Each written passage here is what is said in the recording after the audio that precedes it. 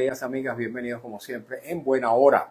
Su servidor Mario Villegas, listo para compartir con ustedes hasta las 3 de la tarde de este día, miércoles 18 de marzo. Nuestro programa, una presentación de Agrepa, el mejor asfalto que se produce en Venezuela, Agrepa, gente seria y asfalto de primera, y del servicio geriátrico el doctor Argenis Portillo. Consultas previa cita por el teléfono 0414-309-0806, 0414-309-0806.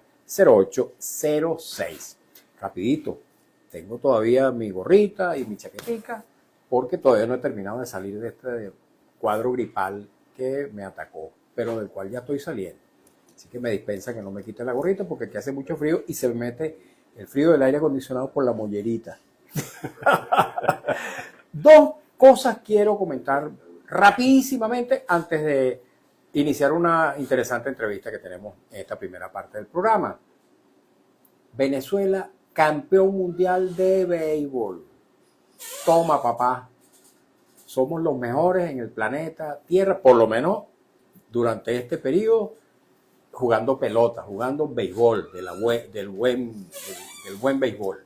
Así se coronó ayer en una victoria clamorosa nuestra selección nacional de béisbol ante su contrincante norteamericano, estadounidense.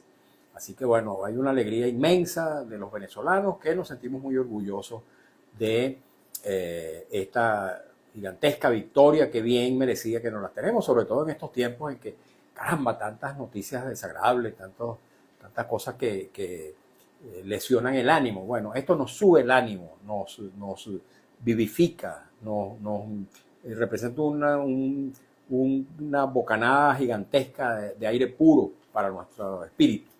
Y la otra noticia es que acaba de ocurrir hace escasos minutos la sustitución del ministro de la Defensa, Vladimir Padrino López. Óiganlo bien, fue sustituido por otro militar, el ministro de la Defensa, Vladimir Padrino López, quien acumulaba ya 12 años al frente de ese despacho. Yo no sé si en la historia lejana, pero al menos en esta, por lo menos en lo que la vida me ha permitido conocer, no recuerdo un ministro de la Defensa o de otros tiempos, como se llamaba, de Guerra y Marina, que haya estado durante 12 años al frente de ese despacho. De modo que es una noticia importante. Lo sustituye el general González López, quien ha ocupado otras importantes posiciones también en el mundo, no solamente en el mundo militar, sino también en el mundo del Estado en sus distintos despachos ministeriales. Bueno, ¿qué significación tiene eso? Ese cambio. Vamos a formularle esa pregunta a nuestro invitado. Vamos a darle de una vez la bienvenida poniéndole esa papita caliente en la mano. Nuestro invitado el día de hoy es el exparlamentario, exministro, ex embajador de Venezuela en Colombia y ahora dirigente de la Plataforma Ciudadana en Defensa de la Constitución, el buen amigo Gustavo Márquez Marín, a quien le doy cordialísima bienvenida. ¿Cómo está, Gustavo? Muy bien, vale. Bueno, compartiendo contigo la gripe, ¿no? Ajá, y la alegría por la victoria beisbolera. Una maravilla, realmente un hecho histórico, ¿no? Así es. Sí.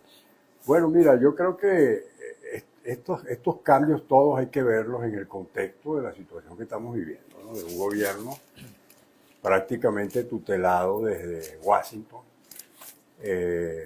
producto pues de la incursión militar del 3 de enero que pues, provocó el secuestro y, vamos a decir, el golpe de Estado, pues fue objetivamente un golpe de Estado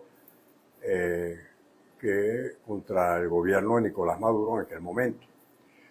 Y que, bueno, generó en el país un nuevo escenario político definitivamente, donde tenemos un gobierno que si bien le corresponde como vicepresidenta sustituir al presidente temporalmente, y viene ejerciendo ese cargo, sin embargo, hay que decir que el poder real está en Washington, ¿no?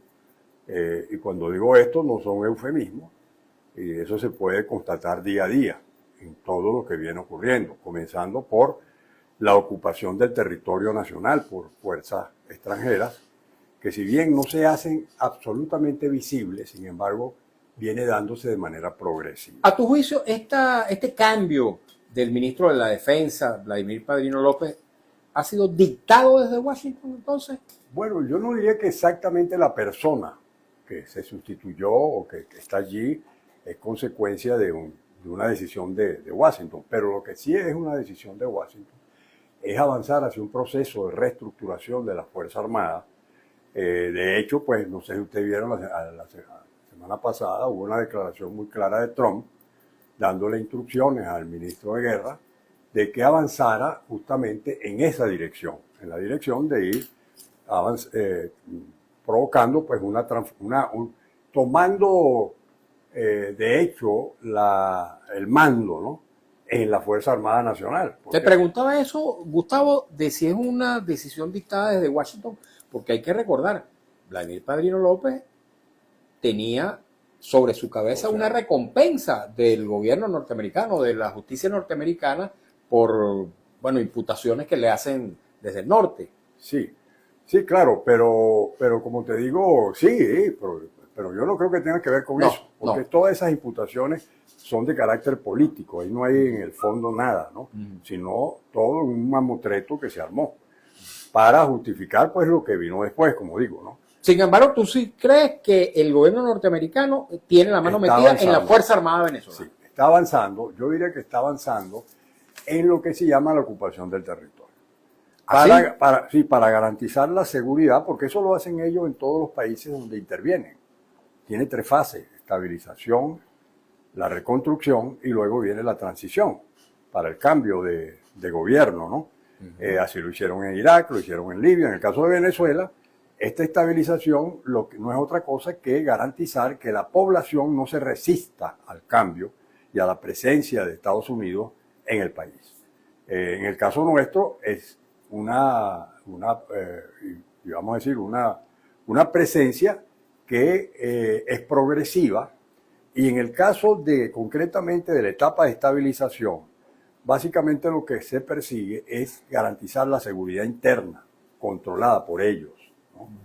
Y eso pasa, en primer lugar, primero, nosotros vimos cómo llegó el representante de la CIA, sí, cómo no, del FBI, el Comando Sur, el jefe del Comando Sur. El jefe del Comando Sur, a instalar en el país prácticamente esos órganos, ¿no?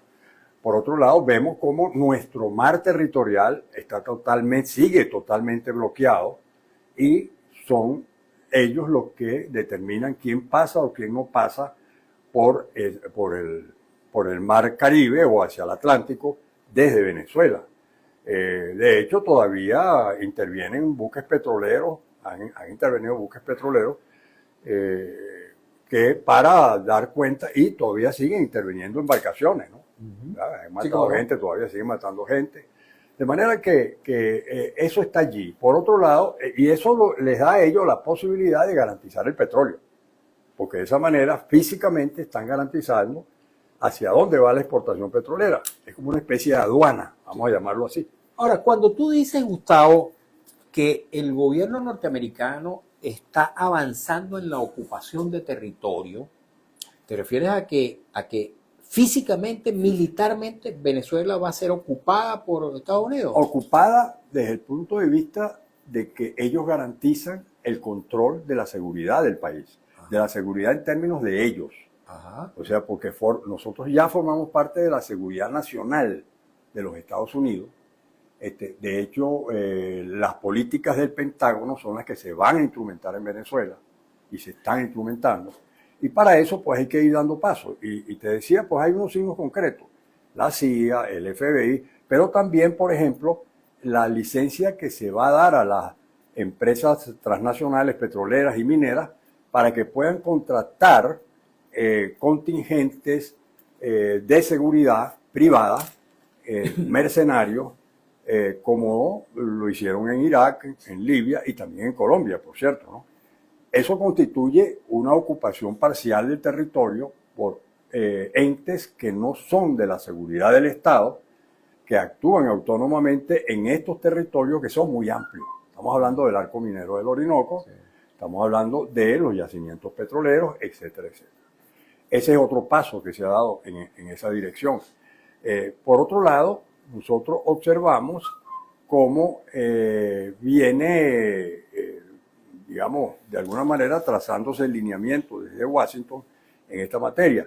Y últimamente, la semana pasada, repito, Trump dijo claramente al ministro de Guerra, le dijo, tienes que ir a Venezuela a ocuparte del tema de la reestructuración de la seguridad del país. Y la seguridad del país son las Fuerzas Armadas Nacionales. Solamente que esa Fuerza Armada ha quedado completamente neutralizada frente a este poder externo, que es el que ejerce realmente el poder, pues, vamos a decirlo así. Ok, ahora fíjate, es muy interesante todo lo que estás diciendo. Ahora te pregunto, hablas de un gobierno tutelado, un Estado norteamericano ocupando a través de sus brazos que tienen que ver con la seguridad y militar, ocupando territorio que tienen que ver también digamos, con las garantías para su suministro petrolero. Todas estas cosas que se están haciendo por disposición norteamericana, las está haciendo Delcy Rodríguez de forma obligada, o ella tiene manera de resistirse a eso y actuar de otra manera. Bueno, yo diría que lo que sí está claro es que es bajo coacción.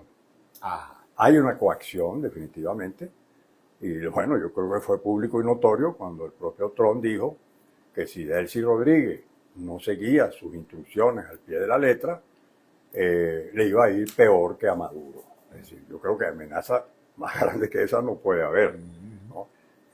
Y lo que significa, digamos, la amenaza de una segunda oleada de bombardeos, o de tercera o de cuarta. Es decir, dicho de otra manera, nosotros estamos sitiados militarmente por el gobierno de los Estados Unidos. Para ellos no es nada difícil hacerlo. Tienen 7 bases militares en Colombia, tienen bases en Curazao, tienen bases en Trinidad, tienen bases en Puerto Rico, y tienen una gran base que es esta flota que está allí, que cuesta muchísimo, que por cierto la estamos pagando nosotros. Toda esa operación la estamos pagando nosotros. Y la otra cosa es que tiene el control de la economía, tiene el control financiero del país. Todo lo que se exporta, ¿cuál es el rubro de exportación en Venezuela? ¿De qué vivimos nosotros? Del petróleo, 90% de la exportación. Ahora, resulta que todo lo que sale de Venezuela se saca de los pozos y se envía, primero pasa por una aduana en Washington, o en Washington no, en este caso, pues en Houston, no sé dónde, que determinan si le venden o no le venden el petróleo a un tercero, ¿no? Porque lo autorizan son ellos. ¿A qué precio se lo venden? ¿Qué cantidad le venden? ¿No? Y ellos mismos compran y se dan el vuelto, porque ellos compran, determinan el precio y determinan las cantidades de ese petróleo. Además de que, no sé si tú recordarás, que una de las razones por las que ellos invaden es para cobrarse una supuesta deuda de 100 mil millones de dólares que no existe, que no hay tal deuda. Cuando fueron expropiadas las compañías petroleras. Que no fueron expropiadas, ahí no hubo ninguna expropiación. No, fue un cambio de modelo. Y solamente 2 empresas no lo aceptaron. Pero no hubo ninguna expropiación. O sea, es totalmente falso eso, para empezar. Es una falsedad. Pero ¿cuál fue el esquema? El esquema fue sencillamente migrar de la apertura petrolera del 98, que era igual a esta que nos están montando, igual o parecida, donde la regalía era el 1%, donde todo se le entregaba a las empresas para que operaran, sacaran, hicieran todo. Lo que hubo en el 2006 fue un ejercicio de soberanía, se aprobó una ley orgánica de hidrocarburos, donde se reserva al Estado la actividad petrolera. Porque así aparecía además en la Constitución. La Constitución lo estableció. Entonces, eso fue lo que hubo allí. Entonces, ¿qué hubo? Bueno, una renegociación con las empresas, no fue compulsivo. Se llamaron a todas las empresas, yo lo recuerdo muy bien. Cuando en el 2005, en Miraflores, yo estuve ahí en ese acto, firmaron las empresas, todas firmaron. Digamos, aceptando todas las condiciones. Sin embargo, hubo algunas que a escala internacional... Hubo 2. Conozco Philips, pidieron indemnización, objetaron el procedimiento. Ellos lo objetaron, bueno, claro, y también fueron, lo objetaron y también fueron a un arbitraje internacional. Algunos ganaron, algunos cobraron eso, o por lo menos una deuda que está pendiente, no sé si se ha pagado, pero jamás son 100 mil millones de dólares. Y esos 100 mil millones de dólares fueron los buques petroleros que estaban almacenados aquí.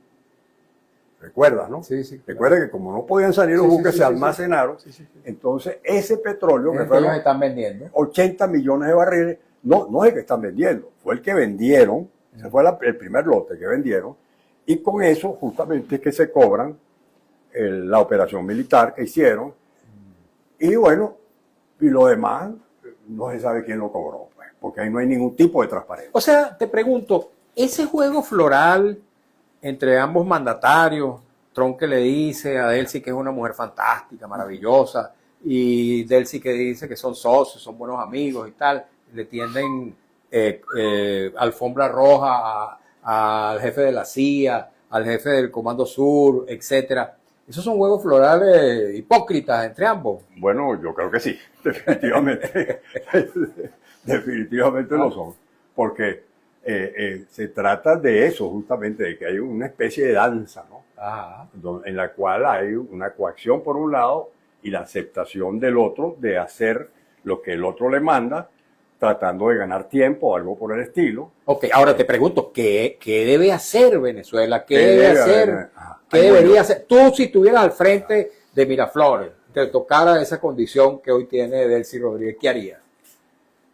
Bueno, yo creo que yo actuaría definitivamente reafirmando la soberanía del país. ¿Cómo se reafirma la soberanía? Bueno, la soberanía del país, llamando al pueblo de Venezuela en primer lugar. Y diciendo, mira, aquí estamos frente a esta realidad. La soberanía nacional de Venezuela está conculcada. Y por lo tanto, todos tenemos que salir a defenderla, sin excepción. No importa cómo usted piense, pero si usted es venezolano, tiene que defender la soberanía, porque la soberanía es la base absolutamente de todo. Si no hay soberanía nacional, no puede haber soberanía popular. Ahora, ¿cómo se defiende la soberanía popular? Ajá. ¿Cómo se manifiesta en la práctica? En la práctica. Para saber. Bueno, en la práctica, militarmente. como hay países, no. ¿Cómo se hace eso? Quizás al principio no podrá ser militarmente. Esa parte no te la puedo responder así porque hay que ver el escenario. Nosotros tenemos una fuerza armada. Porque la que fue soberanía, neutralizada. desde el punto de vista militar, se pudo haber enfrentado el 3 de Se enero pudo a eso haber, y no claro, lo hizo. Y no lo hizo, claro, no lo hizo. Y ese es un hecho oscuro todavía que no ha sido suficientemente aclarado. Algunos dicen que fue porque hubo una traición. Una traición, pero otros dicen que no fue porque neutralizaron a las fuerzas internas rápidamente. Pero todas, caramba. Sí, es posible. Sí. Claro, ellos tienen capacidad para neutralizar lo que sea. Lo están demostrando en Irán. Cualquier guerra que se pueda montar. Ellos, por ejemplo, todas las defensas... Pero Irán todavía está lanzando sus misiles también. Claro, pero nosotros no teníamos esa capacidad, no la teníamos. No la teníamos. Esa es la realidad. A pesar de que hubo esfuerzos para hacer algo, no la teníamos. Y fíjate que lo primero que ellos hacen es destruir todas las bases misilísticas que tenía del sistema antiaéreo. Aquí en la capital, todo lo destruyeron. Un momentico, pa. ¿Cómo lo hicieron? Con inteligencia, porque eso es inteligencia. Determinan los sitios, las cosas. Y bueno, no hay quien se les si ponga. se sabía dónde estaba Nicolás Maduro, Todo, milimétricamente. todo, porque se trata de una potencia que tiene, que es guerrerista, que tiene una capacidad enorme, que maneja volúmenes de recursos inmensos y que estaba en juego aquí en Venezuela la reserva estratégica de ellos, que ellos consideran que es de ellos. América para los americanos. Dice No, Venezuela. No, yo sé, pero digo, la doctrina Monroe. La doctrina Monroe. Pues Correcto. América para los americanos es la tesis exacto. de ellos. Entonces, está en juego un elemento clave y además otra cosa, que es que en el mundo de hoy, digamos, hay una redefinición del poder global y eso significa que Estados Unidos, como potencia que está en decadencia, a pesar de toda esa fortaleza militar, desde el punto de vista imagínate si está en decadencia. Está en decadencia, Caray. porque desde el punto de vista económico está en decadencia. Es una potencia en decadencia y lo demuestra pues la emergencia de una gran potencia como es China, como es India, ¿no? Y otras potencias que van surgiendo en el mundo como consecuencia de una dinámica del sistema capitalista. Ok, pero completemos el qué hacer. ¿Qué Claro, harías pero, tú? bueno. Dijiste, bueno, defender la soberanía, no militarmente. ¿Cómo entonces? Bueno, ¿Qué hacer? Tiene que haber un plan de acción de defensa de la soberanía que convoque a todos los venezolanos. Ah, pero ¿qué A van a hacer todas, esos pero ya venezolanos? voy, pero Para saber. claro, pero es que para saber no es tan fácil. Lo único que te puedo decir es esto: los pueblos que han estado frente a situaciones como esta, ¿qué es lo que han hecho? Resistir. Resistir. Si un pueblo resiste a una invasión, a una intervención extranjera, tarde o temprano gana. Tarde o temprano gana esa pelea. Bueno, pasó en Vietnam, pero ¿cuántos años? El asunto es que tenemos que plantear, sí, pero en Vietnam hubo también una confrontación armada. Aquí estamos hablando de, por ejemplo, el caso de la India. La potencia más grande del mundo, más poderosa, Inglaterra, fue derrotada por el pueblo. Bueno, y Vietnam también derrotó al ejército norteamericano. Exactamente. Por eso te ponía ese como ejemplo. Bueno, eso me lo pone. Pero eso no estaría planteado acá. Bueno, no, al menos en el corto plazo. En el corto plazo no, pero lo que sí está en el corto plazo, y aquí quiero enfatizar lo fundamental. Sí, porque nos quedan escasos porque minutos. aquí se está creando, chicos, una nueva normalidad. Ajá. Se quiere invisibilizar, y esto es válido para todos los factores políticos, los del gobierno, los de la oposición, que actúan como que si nosotros estuviéramos en una situación normal, en la cual el país tiene soberanía. Sí. O lo que están haciendo los gringos es cooperar con nosotros. Y eso no es verdad. Y al pueblo hay que decirle la verdad. ¿Y cuál es la verdad? Estamos intervenidos. Las elecciones, si se hacen aquí mañana o cuando se hagan, van a estar intervenidas por los Estados Unidos. Y el presidente de este país será aquel que sea conveniente a sus intereses, más allá de lo que piense o no piense el pueblo venezolano. Porque el que tiene el poder, en este caso, que asume el poder, es Estados Unidos, el gobierno estadounidense, y es el que va a imponer todo. No solamente está imponiendo la compra del petróleo, que le den el petróleo, que se lo den barato, que se lo entreguen a las empresas transnacionales. No solamente eso, sino que va a imponer, por ejemplo, que si se meten en una guerra, los venezolanos tenemos que ir a apoyar esa guerra donde ellos se metan. Porque somos la retaguardia del ejército estadounidense. Esa es la seguridad de que te estoy hablando ahora. Eso significa que, por ejemplo, la explotación minera en el Orinoco va a acabar con las fuentes hídricas, porque es la gran minería la que se va a meter allá. O sea que ustedes están en desacuerdo. Cuando digo ustedes, no sé si es tú o ustedes en la plataforma, están en desacuerdo con que haya elecciones en el corto o mediano plazo en Venezuela. No, yo creo que debe haber elecciones. Pero como dice que pero tiene que haber elecciones con soberanía. Porque unas elecciones intervenidas por los Estados Unidos no puede ser válida. De ninguna manera. Es decir, yo lo que te quiero decir, que no se puede seguir invisibilizando el hecho de que estamos frente a una situación de pérdida de soberanía objetiva. Entonces aquí la lucha tiene que plantearse en los dos planos. En el plano de recuperar la democracia, de recuperar la Constitución, y la pero también la soberanía. O sea, recuperar la soberanía popular y la soberanía territorial. Nacional. Bueno, nacional. La del Estado. Sí, la soberanía del Estado. Exacto, nacional. Del Estado, sí. Cuando digo la popular me refiero a la voluntad de la gente. Porque imagínate esto. Nosotros hacemos unas elecciones y votamos por unos representantes. Ajá. Y resulta que ese Estado es un Estado tutelado. Es un Estado que depende de una potencia extranjera. ¿Cuáles son las leyes que se van a aprobar ahí? ¿De qué? ¿Quién establece las prioridades? Donald Trump establece las prioridades, es el que reparte los reales. ¿Qué es lo que va para la electricidad? ¿Qué es lo que va para el agua? ¿Qué es eso? O sea, nosotros podemos tolerar eso. No podemos. ¿Por qué lo tolera Delcy Rodríguez? Delcy Rodríguez, te repito, ese es un gobierno totalmente coaccionado. Está coaccionado. Esa es la verdad. O sea, hay una coacción externa, un poder externo que es el que mantiene el poder. Ahora, la conducta de ellos, y tú me preguntabas, ¿cuál debe ser la conducta de una Asamblea Nacional? Esa Asamblea Nacional ha debido ser de rebeldía. La Asamblea Nacional, por lo menos, que es la expresión de la soberanía Aunque popular. no lo haga el Poder Ejecutivo, que lo haga la Asamblea. No, que la Asamblea Nacional se exprese Y yo no digo que el Poder Ejecutivo no lo haga, tiene que hacerlo también. Al principio de él sí decía, es que esto no es una colonia, pero eso se ha ido diluyendo en el tiempo y cada vez se diluirá. ¿Tú crees que ella, ya para finalizar, está normalizando esa situación? Ella lo está normalizando, pero no solo ella. Todo el mundo político lo está normalizando. Porque invisibilizan, repito, el tema de la pérdida de soberanía.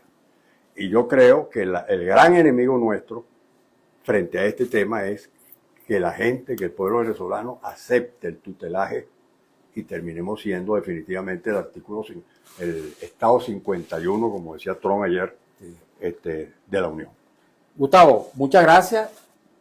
Te invito para que vengas próximamente, bueno, porque este tema pica y se extiende, muy interesante, y no me dio tiempo, por supuesto, de leer las preguntas, comentarios e inquietudes de nuestra audiencia. Así que bueno, me dispensan, pero hoy el tiempo lo tenemos muy cortico porque son 2 entrevistas que debo realizar.